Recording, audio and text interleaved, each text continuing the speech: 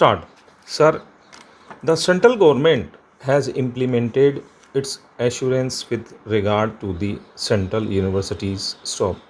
With regard to the state universities, they have shifted their position. Stop.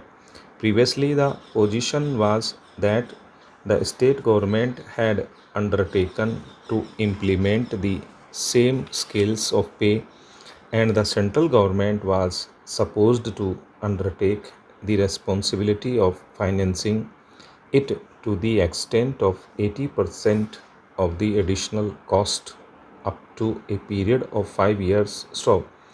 That was the position. Stop. Surprisingly enough, later the government altered its decision and went back on the solemn assurance given in Parliament. Stop.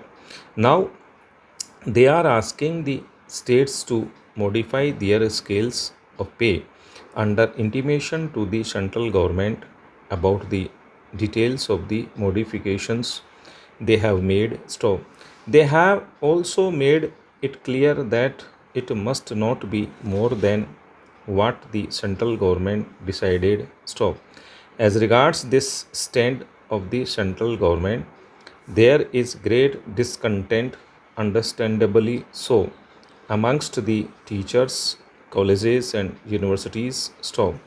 What the teachers want is the clear cut implementation of the assurance of the government with respect to the universities and college teachers in the states. Stop.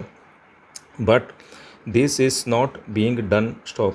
As a result, more than a lakh of college and university teachers will be denied benefit. Stop. Not only that, the whole thing has been again put in the melting pot insofar as the university and college teachers in the states are concerned. Stop. The question of central universities is a different matter, and I am not talking about it now. Stop. This is entirely unjustifiable and has created very great complication. Stop.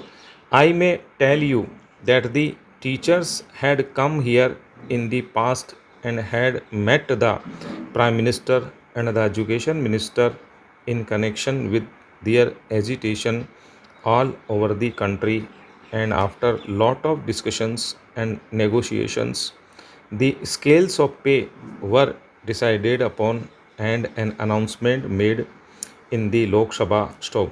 A clear assurance was given to all concerned, supported, I believe, by the Prime Minister that the central government revised scales of pay would apply to the central and state university and college teachers alike. Stop.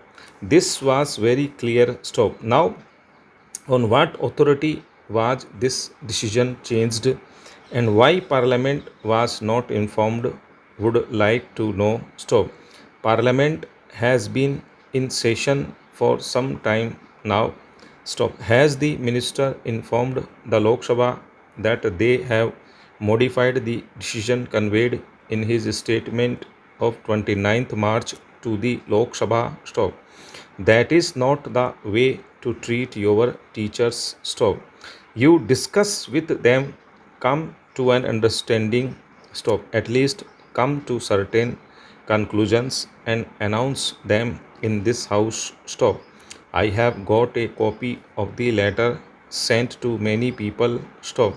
This has been changed, which is entirely wrong. Stop. Therefore, quite apart from the propriety of it, I demand that what has assured must be implemented. Stop. The demands of the teachers are long outstanding and are genuine. Stop. So I request you to implement the assurance which the minister has given to them. Stop. Para.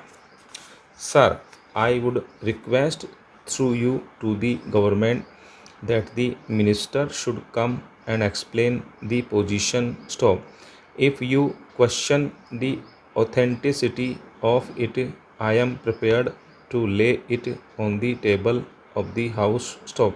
It is not a secret document, though it is not a public document. Stop. It has been sent to various people who are concerned with this matter. Stop. This would show the contradiction between the statement made on the floor of the House and the departmental letter, which evidently, on the instruction of the minister and certainly with his knowledge, has been sent to various people in the education world and other authorities. Stop, sir.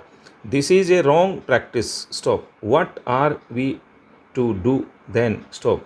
We discuss it here, get an assurance made, and then we find that the department alters an assurance. Stop. Now they will say we have only told them they can modify. Stop. But then it was not said in the statement that the state governments could modify it. Stop. The minister did not in his statement even say that these scales of pay were meant only for the teachers and professors of the colleges under the central universities. Stop. He said they were for the country. Stop. Era. Not only that, he even told them that the state government should not pass on the burden to the colleges or the educational institutions but should bear it themselves. Stop. All these things have been settled. Stop. Suddenly we find that things are altered. Stop. Now this is a contempt of parliament. Stop. But since the statement was not made in this house, I am not bringing it as a charge to be dealt with by this house. Stop. But I am sure our colleagues in the other house will take due note of it and see how best they could deal with this letter with a direction of the ministry, which is a clear violation of the assurance given in an official statement made on the floor of the House. Stop. Surely this is a matter for the Lok Sabha to take up. Stop. But here, from the point of view of public policy and in the interest of our education and of the college and university teachers, I would definitely press for a statement being made today by the Honorable Minister of Education, and the Minister for Parliamentary Affairs should certainly convey it to him as to where we stand. Stop. Era. The states, in fact, have been told that they could modify the scales of pay and bring them down, and not only that, they could even implement it from a later date. Stop. The latest decree by the education minister says, as I have already read out to you, that they could decide at their discretion to introduce the new scales of pay different from those adopted by the University Grants Commission with effect from January or a later date. Stop. Already they have delayed it. Now they want another delay. Stop. So this is the directive to the states. Don't bother about what the minister says. Stop.